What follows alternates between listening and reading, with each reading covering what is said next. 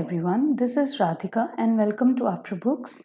In the previous video, we discussed question number 1 to question number 10 of P block elements. In this video, we will discuss the next 10 questions. So let's get started. Question number 11. Borax bead test is used for the identification of metals that form. Borax bead test is used for the identification of transition metal cations.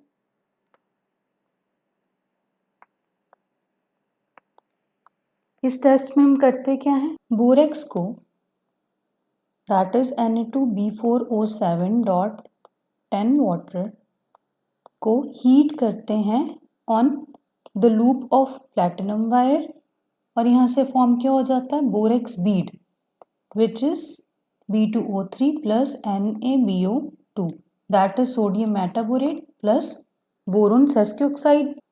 इन दोनों को combinedly बोलते हैं borax bead. तो ये जो borax bead form होती है this is transparent. जब किसी ट्रांजिशन मेटल को इस बीड के साथ ट्रीट करते हैं तो उसका कलर ट्रांसपेरेंट से चेंज हो जाता है। यहाँ पे बीड कलर्ड हो जाती है when we treat it with a transition metal that is D block elements. For example, अगर क्रोमियम 2 पॉजिटिव प्रेजेंट होगा तो बीड का कलर हो जाएगा ग्रीन। अगर मैंगनीज 2 पॉजिटिव प्रेजेंट होगा तो बीड का कलर हो जाएगा वायलेट। सिमिलरली अगर Cu2 पॉजिटिव प्रेजेंट होगा तो बीड का क्या कलर हो जाएगा, ब्लू। अब ये कलर किसकी फॉर्मेशन के कारण आते हैं, these colours are due to the formation of metaborates. For example copper sulphate. Copper sulphate को जब हम बोरेक्स बीड के साथ ट्रीट करेंगे तो बीड का कलर कैसा हो जाएगा, यहाँ पे ब्लू। किसके फॉर्मेशन के कारण, CuBO2 होल ट्वाइस। और ये है क्या, this is copper metaborate. That is borax bead test में हम मेटल को आइडेंटिफाई कैसे कर सकते हैं, उसके कलर के कारण। और कलर आता किसके कारण है, मेटाबोरेट फॉर्म होने के कारण। That is option number 2 is the correct option. Question number 12. How many oxygen atoms are shared per SiO4 tetrahedral in silicate anion of beryl mineral. Beryl is Be3Al2 Si6O18।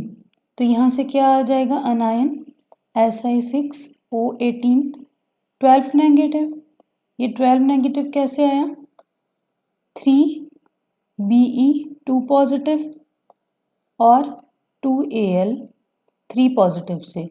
यहाँ पे total positive charge कितना हुआ और यहाँ पे total positive charge कितना हुआ, तो टोटल पॉजिटिव चार्ज कितना हुआ, 12 पॉजिटिव। तो टोटल अनाइन के ऊपर चार्ज कितना होगा, 12 negative. And beryl forms cyclic silicates. और साइक्लिक सिलिकेट्स में कितने एटम शेयर्ड होते हैं पर SiO4 unit, 2 oxygen atoms.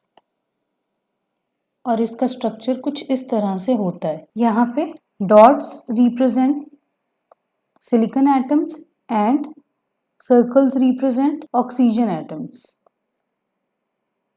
So ये एक SiO4 यूनिट है, ये सिलिकॉन और इसके 4 ऑक्सीजन कौन से हैं, 1 2 3 और एक बिल्कुल इसके पीछे होगा जब हम 3D अरेंजमेंट में देखेंगे, बिकॉज ये एक टेट्राहेड्रल ज्योमेट्री है। तो ये है 4th ऑक्सीजन। तो एक SiO4 यूनिट के कितने ऑक्सीजन शेयर हो रहे हैं, 2 ऑक्सीजन एटम्स, एक ये और एक ये। सिमिलरली इस यूनिट के भी कौन से 2 ऑक्सीजन एटम्स शेयर हो रहे हैं, एक ये और एक ये। और ये सारे यहाँ पे क्या होंगे, लिंक्ड होंगे ऐसे।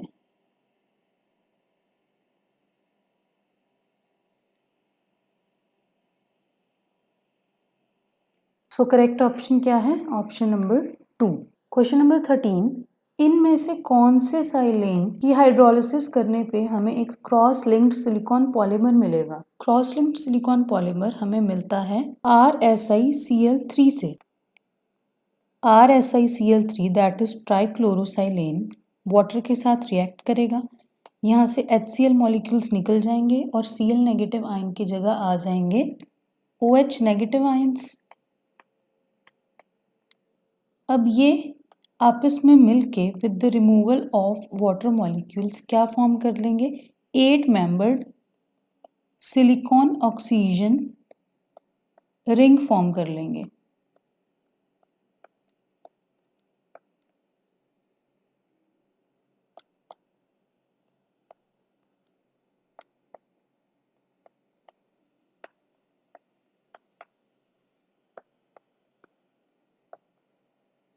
और इसी स्ट्रक्चर को बोलते हैं क्रॉस लिंक्ड स्ट्रक्चर।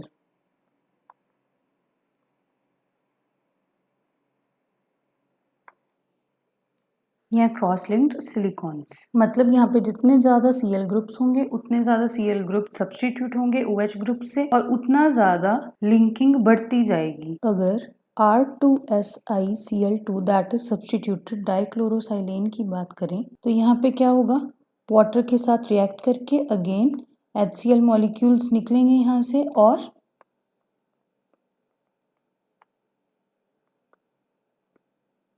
दो OH ग्रुप्स लग जाएंगे साथ में। अब क्या होगा, इसके मॉलिक्यूल्स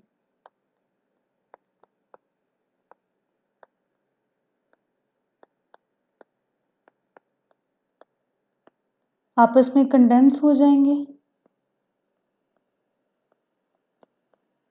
और यहाँ से रिमूव क्या होंगे, वाटर मॉलिक्यूल्स, और यहाँ से क्या बन जाएगा, एक डाइमर फॉर्म हो जाएगा।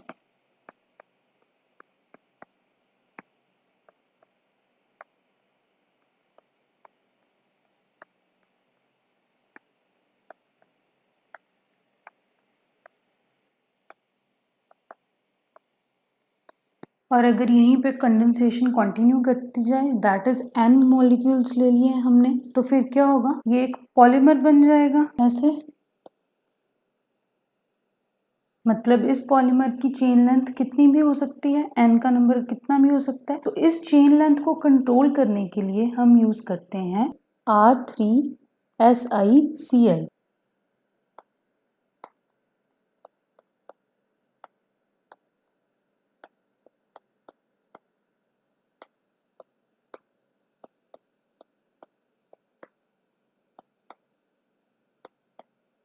पहले तो R3SiCl में जब वाटर ऐड करेंगे तो HCl रिमूव करके यहाँ से ये फॉर्म करेगा। अब इस रिएक्शन में क्या होगा, एंड्स ब्लॉक हो जाएंगी पॉलीमर की और फर्दर रिएक्शन नहीं होगी, चेन लेंथ वहीं पे स्टॉप हो जाएगी।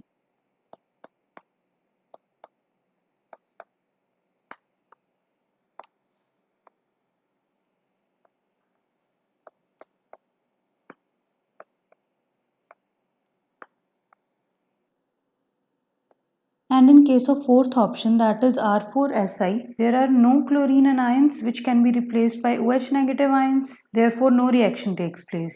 Question number 14. इनमें से सबसे अच्छा लुईस एसिड कौन सा है? लुईस एसिड्स होते क्या हैं? Which have the tendency to gain electrons or lone pairs.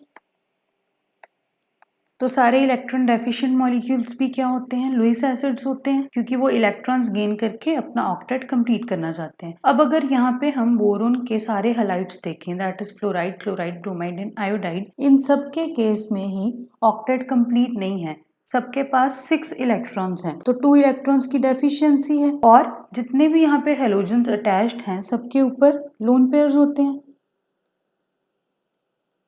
तो जो हेलोजेंस हैं they can provide lone pairs over here and fulfil the electron deficiency of boron. Octet complete कर सकते हैं बोरोन का 2 इलेक्ट्रॉन्स देके, 8 इलेक्ट्रॉन्स हो जाएंगे फिर बोरोन के पास। मींस बोरोन यहाँ पे हर केस में इलेक्ट्रॉन डेफिशिएंट है, इसीलिए ये सारे के सारे ही एज लुईस एसिड्स बिहेव करेंगे। बट इनमें से सबसे अच्छा लुईस एसिड कौन सा होगा? वी एक्सपेक्ट कि BF3 सबसे अच्छा लुईस एसिड होना चाहिए, बिकॉज इन जर्नल हम ये कहते हैं कि more is the number of electronegative atoms, more is the acidity.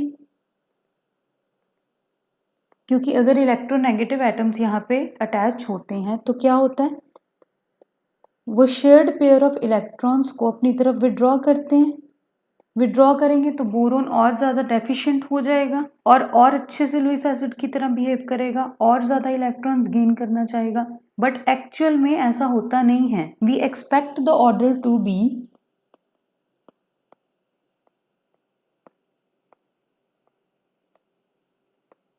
this, but this is not the actual order. The actual order is just the reverse.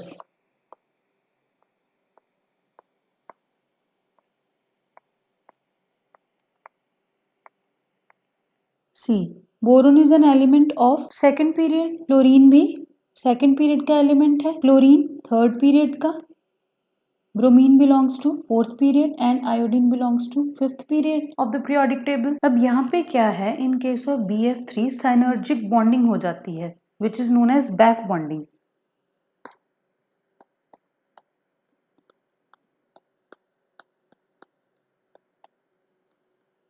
Now boron is atomic number 5, 1s2, 2s2, 2p1 इसकी electronic configuration है और यहाँ पे hybridisation क्या है boron की, sp2। तो sp2 hybridisation जब करवाएंगे तब क्या होगा, ये इलेक्ट्रॉन अनपेयर हो जाएगा, चला जाएगा p में, इन ऑर्बिटल्स की हो गई हाइब्रिडाइजेशन sp2 और ये ऑर्बिटल वेकेंट रह गया। Similarly fluorine is atomic number 9, 1s2, 2s2, 2p5,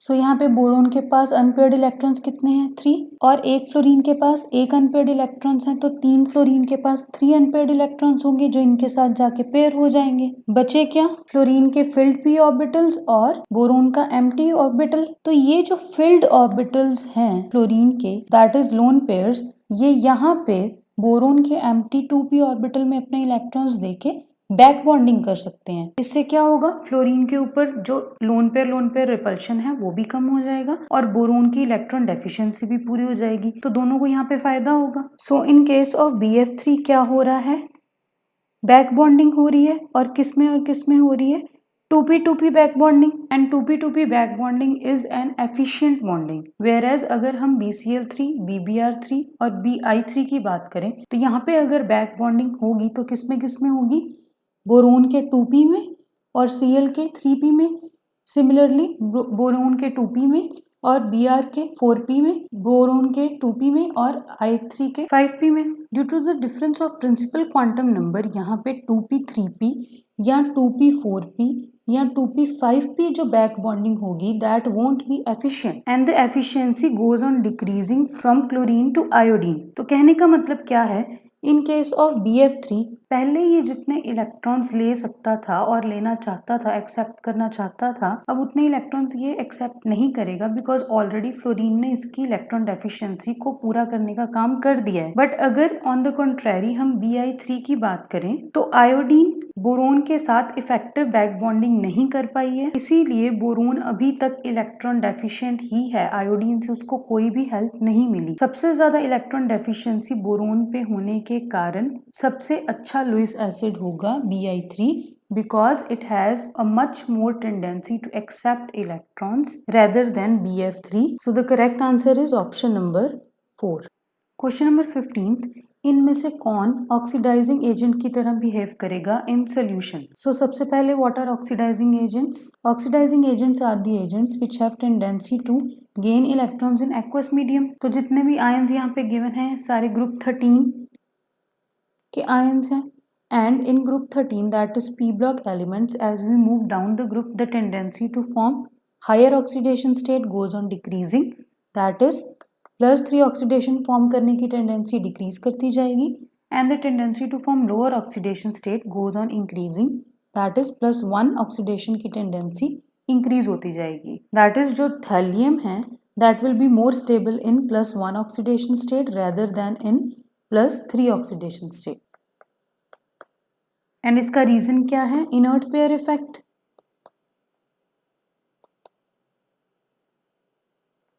और इनर्ट पेयर इफेक्ट क्यों होता है? Due to the poor shielding effect of the d electrons. तो अगर यहाँ पर ऑप्शंस देखें तो बोरोन और एल्यूमिनियम की तो 3 पॉजिटिव स्टेट स्टेबल हैं बिकॉज ये अपर पी ब्लॉक एलिमेंट्स हैं। ये इलेक्ट्रॉन्स गेन करके एक्वस मीडियम में +1 ऑक्सीडेशन स्टेट में नहीं जाना चाहेंगे, so these cannot behave as oxidising agents. So यहाँ पे सेकंड और थर्ड ऑप्शन तो गलत हो गया, बचा option number 1 and option number 4। तो thallium 3 positive will gain electrons and convert into thallium 1 positive because इसकी 1 positive oxidation state ज़्यादा stable है। यहाँ पे हो क्या रहा है?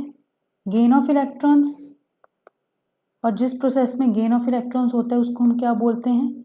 reduction, और जो रिडक्शन करवाता है उसे क्या बोलते हैं? Oxidising agent. तो इन सब में से ऑक्सीडाइजिंग एजेंट कौन सा हुआ? Option number 1 that is thallium 3 positive. Question number 16, एक मेटल क्लोराइड्स फॉर्म करता है +2 और +4 ऑक्सीडेशन स्टेट में। इन दोनों क्लोराइड्स का कंपैरिजन करना है in terms of solubility in anhydrous ethanol, volatility, ionic character and ease of hydrolysis. So कौन से दो क्लोराइड्स फॉर्म कर रहा है मेटल? MCl2 and MCl4। यहाँ पे मेटल के ऊपर ऑक्सीडेशन स्टेट +2, यहाँ पे मेटल के ऊपर oxidation state +4। According to Fazan's rule, greater is the positive charge on a cation, greater will be the covalent character. जितना ज़्यादा केटाइन के ऊपर पॉजिटिव चार्ज होगा उतना ज़्यादा क्या होगा? कोवेलेंट कैरेक्टर होगा। And covalent compounds are more soluble in organic solvents. और अगर हम यहाँ पे हाइड्रोलिसिस की बात करें तो जो केटाइन जितना छोटा वो पानी में उतना ही मोटा, मींस M2 पॉजिटिव और M4 पॉजिटिव में अगर ईज ऑफ हाइड्रोलिसिस की बात करें तो M4 पॉजिटिव ज़्यादा छोटा होने के कारण, स्मॉलर साइज का होने के कारण जल्दी हाइड्रोलाइज होगा।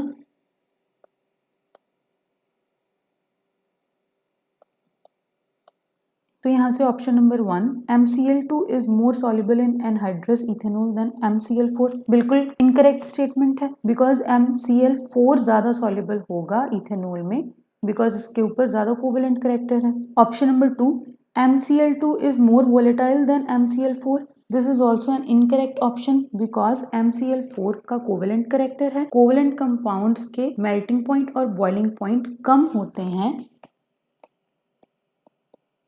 as compared to ionic compounds. So boiling point कम होगा तो volatile ज़्यादा कौन होगा? MCl4। पहले ऑप्शन नंबर 4 की बात करते हैं। MCl2 is more easily hydrolyzed than MCl4.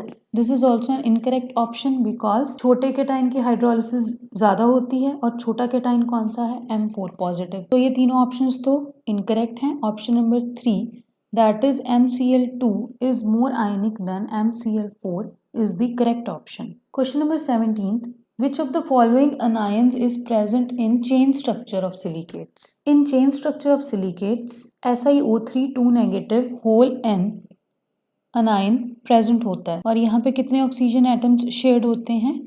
2 oxygen atoms. और ये कुछ इस तरह से होते हैं where dot represents silicon atoms and circles represent oxygen atoms. तो यहाँ पे अगर हम देखें ये ऑक्सीजन और ये ऑक्सीजन शेयर हो रहे हैं तो इनके ऊपर तो अब कोई भी नेगेटिव चार्ज नहीं होगा, वेयर एज ये ऑक्सीजन और ये ऑक्सीजन अभी भी एक एक बॉन्ड फॉर्म कर रहे हैं तो यहाँ पे 1 नेगेटिव चार्जेस होंगे। और अगर हम यहाँ पर देखें कि कौन सी यूनिट रिपीट हो रही है, so this unit is repeating again and again, that is SiO3 और नेगेटिव चार्ज कितना? एक इस ऑक्सीजन एटम पे और एक इस ऑक्सीजन एटम पे। तो ये क्या बन गया? SiO3 2 नेगेटिव और ये यूनिट कितनी बार रिपीट हो रही है? n times. और यहाँ पे ये सारे आपस में लिंक्ड हैं।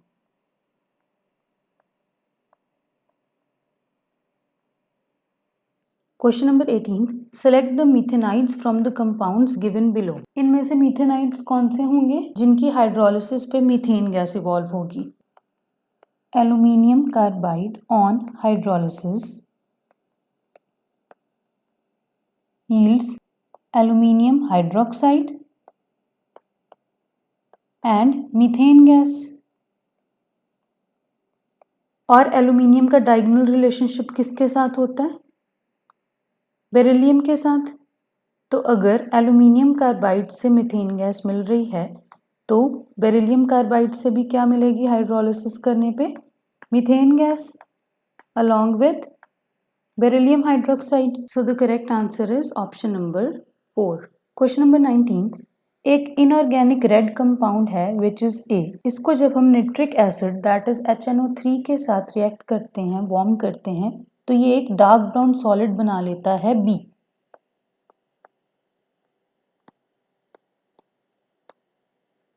B on warming with concentrated HCl gives Cl2. अगर इसको हम HCl के साथ ट्रीट करें तो यहाँ पे Cl2 गैस बनती है, leaving behind a white residue C.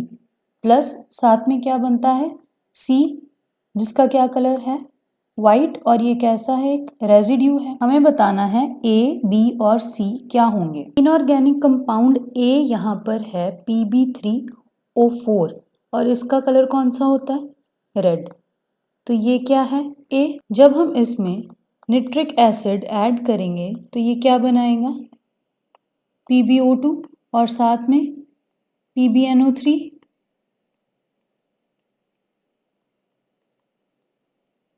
This is what? Dark brown. तो ये क्या हो गया? B. B को जब हम HCl के साथ ट्रीट करेंगे तो क्या बनेगा? PbCl2, साथ में क्लोरीन गैस इवॉल्व हो जाएगी और यही रेजिड्यू है जो वाइट कलर का है. तो ये क्या हो गया? C. So A, B, C respectively are Pb3O4, PbO2 and PbCl2. That is option number 3. Question number 20. Boron cannot form which of the following anions?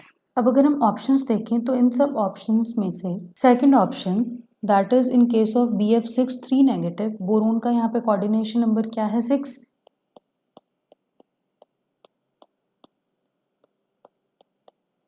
Means boron is forming 6 bonds over here, but boron cannot form 6 bonds. इसका reason क्या है? Boron belongs to second period.